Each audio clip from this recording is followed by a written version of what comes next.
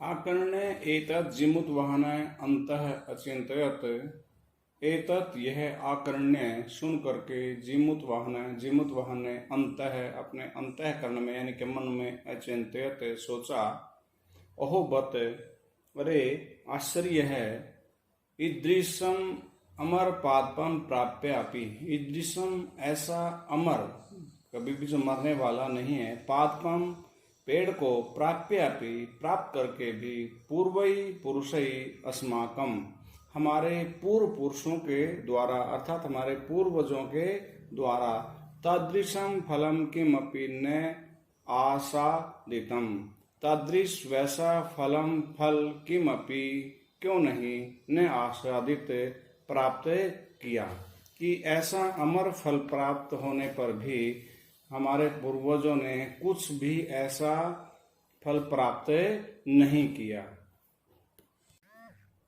केवलम किंतु केवलम कश्चिद देव कृपणै कश्चिदपि अर्थो अर्थित है।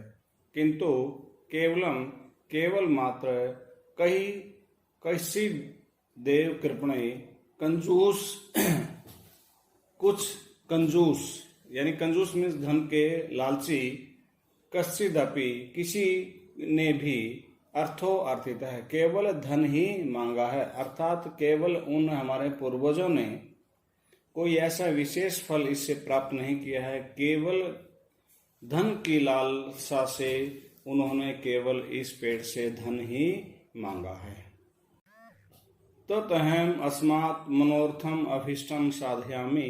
तत् तो अहम मैं, अस्मात् इससे अर्थात इस कल्पतरु पेड़ से, मनोरथम मन की इच्छा को, अभिष्टम जो मेरे अभिष्ट होता है, जो जिसको व्यक्ति सबसे ज्यादा इच्छा करता है, जिसकी वो मनोरथ अभिष्ट कहलाता है, कि मनोरथ अभिष्टम साधयामि जो मेरे मन की जो इच्छा है, साधयामि उसकी साधना करता हूँ, अर्थात उसको मैं इससे प्राप्त करता हूँ, उस सिद्धि को मैं इससे प्राप्त करता है।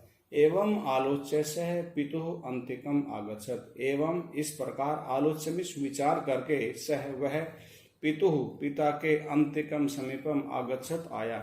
ऐसा विचार करके वह अपने पिता के पास आया कि मैं इस पेड़ से कुछ विशेष अपने मन की जो इच्छाएं हैं उनको पूर्ण करूंगा। ऐसा विचार करके वह अपने पिता के पास आया।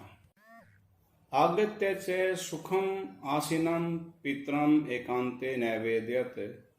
आगत्य च और आ करके, सुख आसीनम सुख पूर्वक बैठे हुए, पितरम पिता को, एकांते एकांत में, नैवेद्यत प्रार्थना की, निवेदन किया। तात हे पिता, त्वम तो जानासि तुम तो जानते हो, या आप तो जानते हो, ही एव ही यत की, अस्मिन संसार सागरे इस संसार रूपी सागर में, आ शरीरम इदम सर्वम शरीर सहित, इदम यह सर्वम सब कुछ, धनम धन आदि, विचिवत चंचलम ये वीची लहर और वत होता है के समान, वत के तय को च हो गया है। विचिवत चंचलम लहरों के समान चंचल है, कि इस आप तो जानते हैं कि इस संसार रूपी सागर में इस शरीर से लेकर के और धन आदि जो सब कुछ है वो लहरों के समान चंचल है। अर्थात जो लहरें हैं वो ज्यादा देर तक नहीं रुकती हैं, पानी में उठती हैं और फिर समाप्त हो जाती हैं। उसी प्रकार से धन जो है ये जीवन में आता है और चला जाता है, ये स्थायी नहीं है, हमेशा रहने वाला नहीं है। तो फिर हमें कुछ ऐसा करना चाहिए जो हमारे साथ साथ दूसरों का भी भला हो और यो लोग हमें याद रखें। एक है परोपकार एव अस्मिन् संसारे अनस्वर, यो युगांत पर्यंतम यश प्रसूते।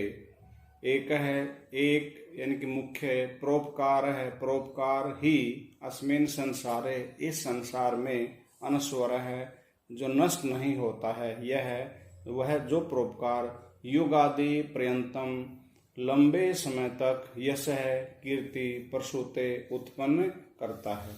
कि एक केवल परोपकार ही है जो कभी नष्ट नहीं होता और लंबे समय तक कीर्ति को प्राप्त करता है, कीर्ति उत्पन्न करता है, यश को फैलाता है। तद अस्माभिः ईदृशः कल्पतरु किमर्थम रक्षते तत् तो अस्माभिः हम सबके द्वारा ईदृश है कल्प वृक्ष है, इस प्रकार का कल्प वृक्ष किमर्थम किस प्रकार से किस कारण से रक्षते रक्षित किया जाता है, अर्थात क्यों हम इसकी रक्षा कर रहे हैं। यही पूर्वई अयम मम मम इति आग्रहेण रक्षित है। यही पूर्वजई पूर्वई अयम पूर्वजों के द्वारा यह कल्प वृक्षम मम मम मेरा मेरा इति आग्रहेण इस आग्रह के साथ रक्षित है, रक्षित किया गया है कि यह मेरा है, इसी मन के भाव के साथ इसकी रक्षा की है। ते इदानीम कुत्र गतः, वे इस समय कहाँ हैं, कहाँ चले गए हैं। जो इस भावना से इसकी रक्षा कर रहे थे कि यह मेरा है और यह मेरा है, तो वे अबे कहाँ हैं। तेसाम कस्याम अयम, यह तेसाम उनमें से कस्याम किसका है, वो कहाँ चले गए हैं, और यह पेड़ उनमें से किसका है। अस्य वा ते के, अथवा कौन वे इसके हैं, अर्थात वो सब जो हैं कहाँ चले गए हैं और वे अब कहाँ हैं, अथवा उसके वे कौन हैं। इस कारण से उनके मन में होता है कि उन्होंने कोई इस पेड़ से कुछ विशेष प्राप्त नहीं किया है, इसलिए हमें कुछ विशेष प्राप्ति इससे करनी चाहिए। तस्मात् परोपकारै एक फल सिद्धये तव आज्ञया इदम कल्पपादपम आराधयामि।